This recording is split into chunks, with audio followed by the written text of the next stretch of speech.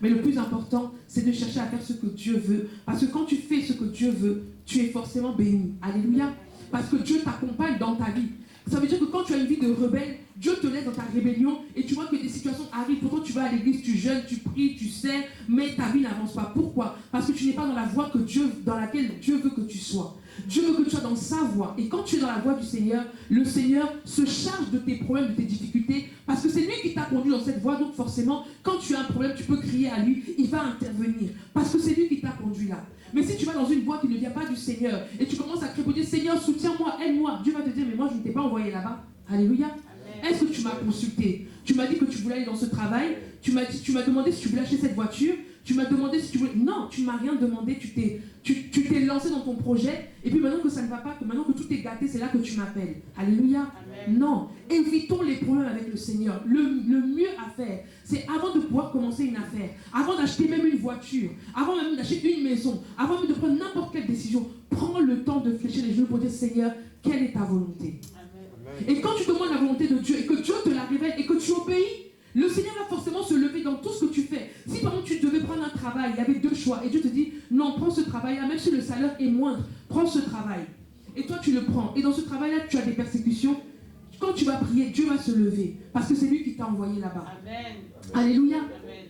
Ça veut dire que tu ne dois pas faire ce qui te plaît à toi. Mais tu dois faire ce qui plaît à Dieu. Parce que quand tu fais ce qui plaît à Dieu, Dieu intervient forcément dans ce que tu vis. Dans tes problèmes, quand tu fléchis les genoux, Dieu se lève. Parce qu'il se dit, c'est moi qui ai envoyé ma fille là-bas, je ne peux pas la laisser, ou je ne peux pas laisser mon fils vivre toutes ces difficultés, ces problèmes, parce que c'est moi-même qui lui ai dit de se rendre à tel ou à tel endroit ou de faire tel choix. Amen. Il y avait un pasteur qui avait rendu témoignage, et en fait il avait une voiture, et il avait envie de changer de voiture. Mais il n'a pas consulté Dieu. Il a dit, Seigneur, j'aimerais acheter une voiture. Il n'a pas dit au Seigneur, il a dit, je vais acheter une voiture. Et quand il a acheté sa voiture, jour numéro 1, il y a un problème au niveau du moteur. Il commence à aller chez le mécanicien fait ce qu'il peut. Et puis il voit que tout le long, sa voiture ne fait que de s'abîmer. Pourtant, c'était une voiture bien chère. Il s'est dit, mais je ne comprends pas pourquoi est-ce que ma voiture, tout se gâte. Et il a commencé à prier. Et Dieu lui a fait comprendre que je ne t'ai pas demandé d'acheter une nouvelle voiture. Mais il a dit, mais Seigneur, tout le monde s'achète des voitures. Moi, je ne savais pas que pour une voiture, il faut que je te consulte. Il a dit, la voiture que tu avais, l'ancienne voiture, elle est très bien. Tu aurais dû la garder. Mais pourquoi est-ce que ta voiture ne fait que de s'abîmer? Parce que ce n'est pas moi qui t'ai demandé de le faire. Et ce n'était pas le temps, ce n'était pas le moment. C'est pourquoi tu dépenses que dans ta voiture. Parce que ce n'était pas ce que je t'avais demandé. Alléluia. Amen. Ça veut dire que nous-mêmes, on s'ajoute des problèmes, on se crée des problèmes. Et après, on commence à se plaindre pour dire, oui, Seigneur, tu m'as abandonné. Oh, Seigneur, pourquoi tu m'as fait ci, tu m'as fait ça?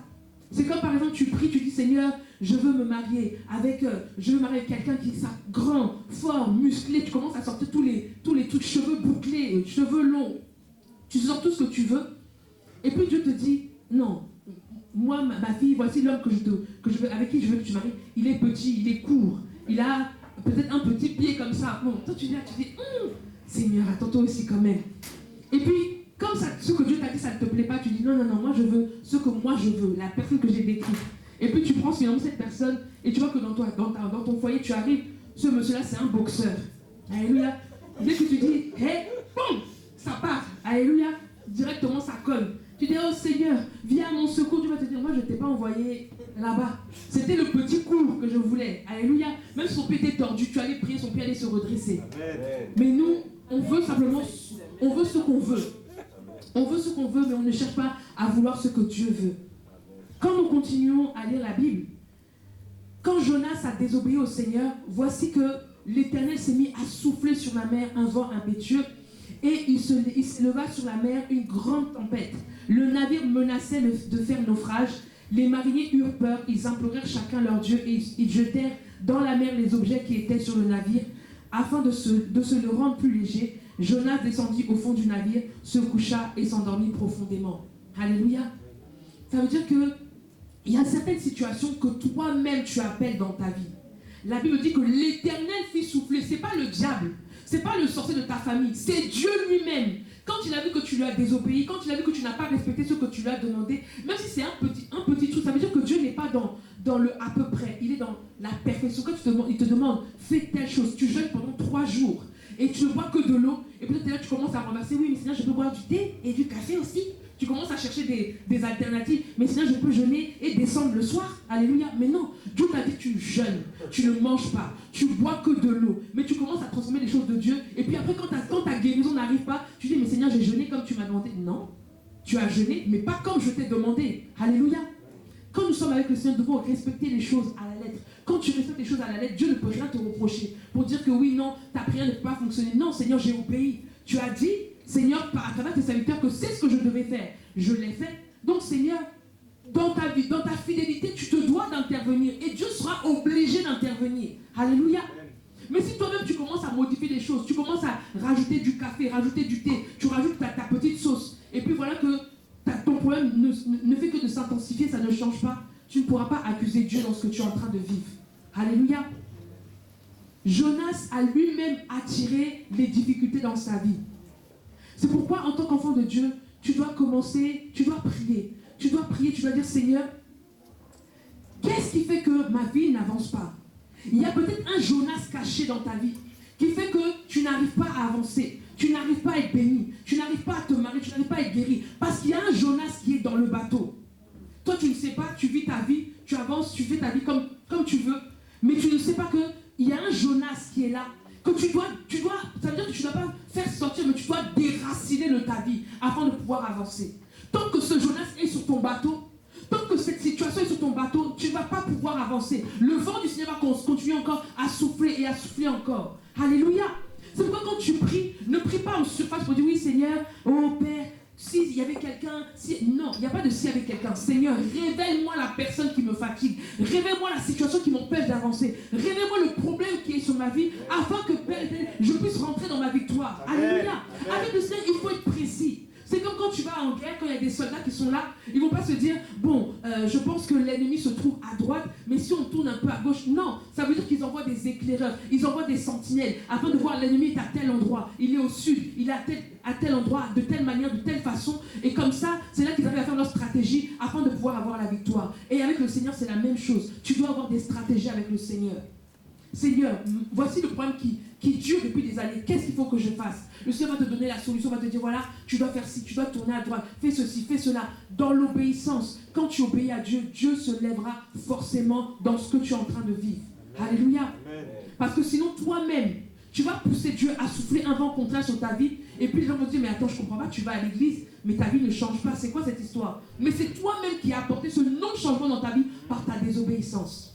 Il y a beaucoup de chrétiens qui se disent, oui Seigneur, le diable m'en veut, c'est parce que j'ai une grande destinée, mon étoile brille, ça dérange le diable, alors que c'est ta désobéissance qui fait que tu es toujours au même endroit, dans la même situation. Amen. Alléluia. Tu ne prends pas le temps de t'examiner, tu ne prends pas le temps de te repentir, pour dire Seigneur, je te demande pardon parce que je sais que si je ne suis pas béni, c'est à cause de ça, c'est à cause de moi, parce que j'ai fait ci, parce que j'ai fait ça, il y a une addiction que je n'arrive pas à arrêter. Seigneur, aide-moi, donne-moi la force. Dieu ne va pas te juger. Si tu demandes de l'aide au Seigneur, Dieu va t'aider à changer ton comportement, il va t'aider à arrêter ton addiction, il va t'aider à arrêter ce que tu fais, ce que tu vis, ou peu importe. Dieu va forcément se lever dans ta situation. Mais si tu t'entêtes pour dire, moi, j'ai rien fait, et puis quoi? Moi, j'ai rien fait? Non, c'est pas moi, c'est lui qui est en tort, c'est elle qui est en tort. Tu cherches toujours à l'extérieur. Tu regardes seulement à l'extérieur du bateau pour dire, oui, c'est le dauphin qui est là, c'est le requin qui est là, c'est lui qui a fait ci, c'est lui qui a fait ça. Et tu ne regardes pas à l'intérieur même de ton bateau pour dire, mais quel est le Jonas qui m'empêche d'avancer? Peut-être que ton Jonas, c'est la cigarette, ton Jonas, c'est l'alcool. Même si, oui, je bois un peu, mais il n'y a pas de un peu. Alléluia. Dieu te dit non, mais toi tu veux boire un peu, tu veux faire comme ceux qui sont dans le monde. Oui, peut-être que c'est la cigarette, comme j'ai dit, peut-être que c'est le mensonge, tu es quelqu'un qui ment beaucoup, tu n'arrives pas à t'arrêter, tu mens, tu mens, tu mens. Dieu veut que tu puisses lui dire, Seigneur, voici mon Jonas, prends-le, jette-le à la mer, afin que mon bateau puisse demeurer ferme sur la mer. Alléluia. Mais toi ton Jonas, tu es là, tu le gardes à côté de toi, tu le gardes, jusqu'à quand tu vas le garder et ta vie ne va pas changer. Jusqu'à quand tu vas le garder et puis tu vas rester dans le célibat, tu vas rester dans le chômage, tu vas rester de maison en maison, tu n'arrives pas à trouver de stabilité. Non, ce n'est pas normal. Il faut que tu arrives à détecter quel est le Jonas dans ta vie afin que Dieu permette qu'il soit jeté à la mer pour que ton bateau puisse se stabiliser. Alléluia. Depuis des années, tu traînes la même situation. Ça fait des mois, tu as le même problème. Tu ne te dis pas que Seigneur, il y a quelque chose qui ne va pas. Il y a quelque chose qui ne va pas, mais il faut que Dieu te révèle. Qu'est-ce qui ne va pas pour que ta situation puisse avancer? Quel est le problème pour qu'on te dise que tu as telle maladie? Lundi, tu as cette maladie. Jeudi, vendredi, ça change. démon mystère qui est dans ton corps, ça va partout. C'est pas normal. Alléluia. Tu dois prier pour dire, Seigneur, révèle-moi. Pourquoi est-ce que j'ai toutes ces maladies? Pourquoi j'ai toutes ces difficultés? Pourquoi est-ce que je traverse toutes ces situations? Il y a forcément un Jonas qui est là, que je dois déraciner de mon bateau, que je dois jeter à la mer, afin de pouvoir avancer dans ce que tu m'as promis. Parce que Dieu n'est pas un menteur. Il dit dans sa parole qu'il veille sur sa parole pour l'exécuter. Tout ce qu'il dit sur ta vie, il veille sur l'exécuter. Mais comment se fait-il que toi, Dieu a parlé et puis les choses n'arrivent pas? Depuis, on est en 2026, on a profité depuis 2020. 2020, ta situation n'a pas changé. C'est qu'il y a un Jonas qui est là que tu dois déraciner. Il y a un Jonas qui est là que tu dois extraire de ta vie afin de pouvoir avancer. Alléluia. Le pilote s'approcha de lui au verset 6 et lui dit, « Pourquoi dors-tu? Lève-toi, invoque ton Dieu. Peut-être voudra-t-il penser à nous et nous ne périrons pas. » Ce même Dieu qui a soufflé le vent, c'est ce même Dieu qui a la capacité aussi d'apporter la solution à ce que tu vis. Alléluia. Ça veut dire que Dieu, ce n'est pas quelqu'un de rancunier qui va dire, comme tu as désobéi, tu vas rester dedans et puis on va se regarder. Non. Ça veut dire qu'à partir du moment où tu reviens à Dieu, tu t'humilies pour dire, Seigneur, j'ai mal fait les choses, mais je reviens vers toi, je t'implore, Seigneur, pardonne-moi, aide-moi à changer. Alors Dieu vient et il réécrit ton histoire. Alléluia. C'est cette grâce que nous avons. Nous avons un Dieu de miséricorde. Nous avons un Dieu de bonté. Nous avons un Dieu qui est juste. Ce n'est pas un Dieu qui est rancunier parce que tu as fait une bêtise. Depuis cette bêtise-là va demeurer là. Non. Ce Dieu n'est pas dans la rancune. Il est dans le pardon. Il est dans l'amour. À partir du moment où tu reconnais, Seigneur, je reconnais que j'ai commis une erreur. Je reconnais que j'ai commis une faute. Alors Seigneur, s'il te plaît, viens me secourir. Alors Dieu viendra apporter le secours dans ta vie. C'est comme quand nous voyons la vie d'Abraham. Dieu lui a dit qu'il aurait un fils avec sa femme Sarah. Mais voici que Sarah l'a poussé à prendre Agar. Et avec Agar, ils ont eu Ismaël. Dieu aurait pu se dire, mais c'est bon, tu as arrêté ta destinée, c'est fini. Ça ne sert à rien de revenir vers moi, de venir me parler ou quoi que ce soit. Dieu n'est pas rancunier. Quand Abraham s'est repris en lui-même, il s'est dit, non, ce n'est pas ce que Dieu a dit. Dieu a dit que j'aurai un enfant avec Sarah et non pas avec Agar. Et quand il a eu ce changement de pensée, Dieu l'a exaucé. Alléluia. De la même manière que ce Dieu-là que tu adores, que tu pries, c'est le Dieu de la deuxième chance. S'il voit que tu as fait des choses et que ces choses-là te condamnent aujourd'hui, t'empêchent d'avancer aujourd'hui, si tu prends la décision d'arrêter toutes ces choses, de te tourner vers le Seigneur, Dieu aura la capacité de réécrire ton histoire et de te permettre de rentrer à nouveau dans ta destinée. Ça veut dire que si toi-même, par ta désobéissance, tu étais sorti de ta destinée, le Seigneur a la capacité de te ramener encore. Alléluia. Afin que tu puisses rentrer dans ce qu'il t'a promis, dans ce qu'il t'a dit. Alléluia. C'est pourquoi nous allons nous lever de nos places et nous allons prier. Tu vas prier. Afin que Dieu te révèle quel est le Jonas de ta vie.